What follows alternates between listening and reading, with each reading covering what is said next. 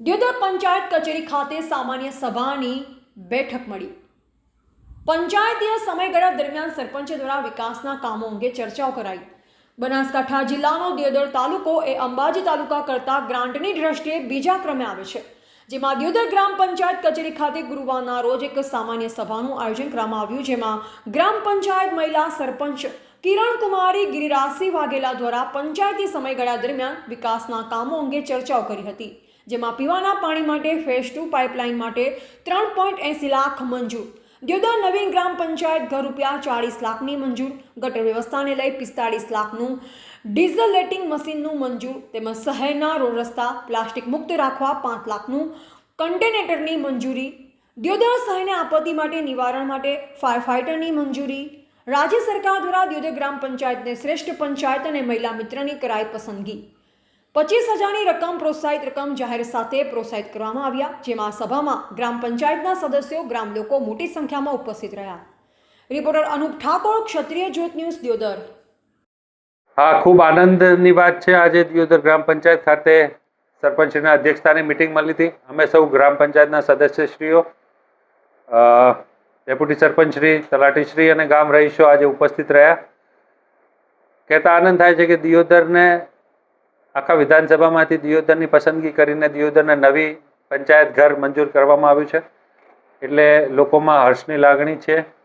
સાથે સાથે દિયોદરને સરકારી કોલેજ મળી છે, તો અહીંના લોકો સારી રીતે ભણી શકે એનો સરકારે ધ્યાન રાખીને દિયોદરમાં સરકારી કોલેજની જાહેરાત કરી છે। સાથે સાથે પમ્પિંગ સ્ટેશન, ડ્રેનેજની વિકટ સમસ્યા ઘડી ઘડી ઉત્પન્ન થતી હતી, વારંવાર રજૂઆતો સરપંચશ્રી અને એમની ટીમ સાથે દ્વારા કરવામાં આવી રહી હતી, ત્યારે જેટિંગ મશીન, જે ડિઝલિટિંગ મશીન કહેવાય છે, 45 લાખનું મશીન અમને એમાં લિસ્ટમાં લઈને જાહેરાત કરી છે, તે બદલ બી આજના દિવસે આનંદ છે।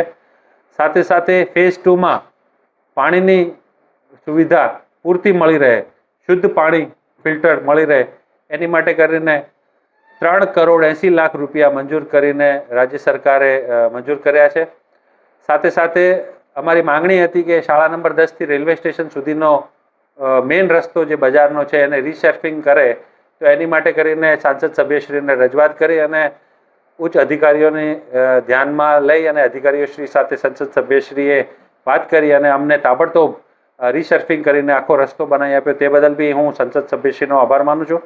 સાથે સાથે દિયોદરને ફાયર ફાઇટરની સુવિધા મળી રહે તે હેતુના બી પ્રયાસો હાથ ધરવામાં આવ્યા છે અને મને એવું લાગે છે ટૂંક સમયમાં દિયોદરને ફાયર ફાઇટરની બી સુવિધા મળશે।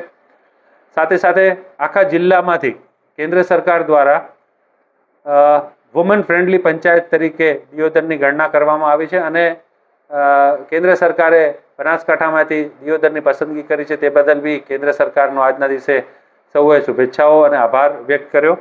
સાથે સાથે રાજ્ય સરકારે સર્વશ્રેષ્ઠ પંચાયત તરીકે આખા દિયોદર વિધાનસભામાંથી દિયોદરની પસંદગી કરી છે અને રાજ્ય સરકાર દ્વારા દિયોદર પંચાયતને 25,000નું ઇનામ બી જાહેરાત કરી છે, તે બદલ બી આજે સમગ્ર ટીમ અમારી અને જે લોકો પંચાયત સાથે ખભે ખભો મિલાઈને કામ કરી રહ્યા છે એમને આજે આનંદ અનુભવી રહ્યા છે અને ખૂબ ઉત્સાહભર્યો માહોલ છે। લગભગ 40 વર્ષ પછી દિયોદરને નવી પંચાયત ઘર મળવાની છે। આપ જોઈ શકો છો એમ પંચાયત ઘરની પરિસ્થિતિ ખૂબ વિકટ હતી અને અમારી દરખાસ્ત અને રજૂઆતને ધ્યાનમાં લઈ અને રાજ્ય સરકારે નવી પંચાયત ઘર મંજૂર કરી છે, તે બદલ બી આજે ઉત્સાહ છે।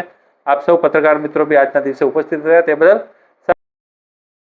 मैं गवर्नमेंट का और सेंट्रल का और अपने केंद्र सरकार का धन्यवाद बोलना चाहूँगी कि उन्होंने इतने टाइम बाद हमारे दियोदर ग्राम पंचायत की रजूआत को मान के हम लोगों के लिए ये सेकेंड फेज़ में पानी की पाइपलाइन, जिसका काफ़ी बड़ा काम है, उसको क्लैरिफाई किया।